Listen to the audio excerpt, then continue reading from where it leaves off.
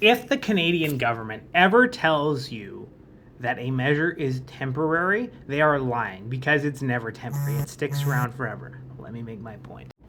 Before 1917, Canada did not have income taxes. You could basically live here tax-free. And then a little spat known as World War I happened, and in 1917, Income War Tax Act came about in Canada. And at the time, the promise was this was going to be a temporary measure and it would go away after the war was.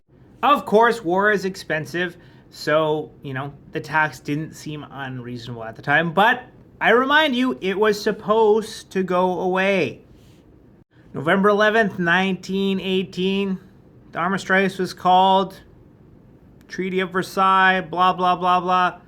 Yet here we are, December 1919, the Dominion of Canada and the Income Tax Act. Now it becomes permanent. Taxes never go away. The rest is history. Our taxes have gone up and up and up and up ever since.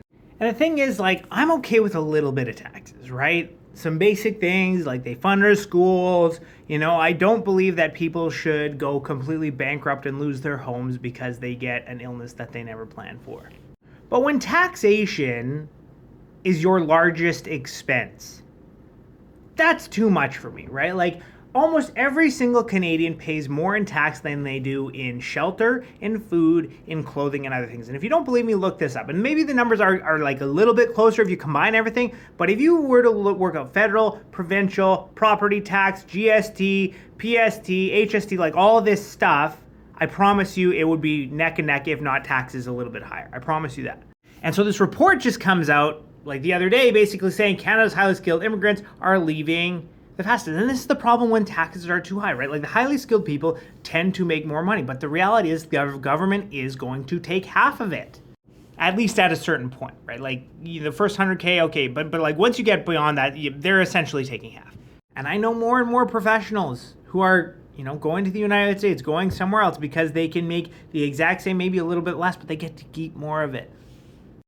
I don't believe in no taxes, but we need to find a way to keep the most productive members of our society here. And if we don't, we're going to have a huge problem within the next 10, 15 years.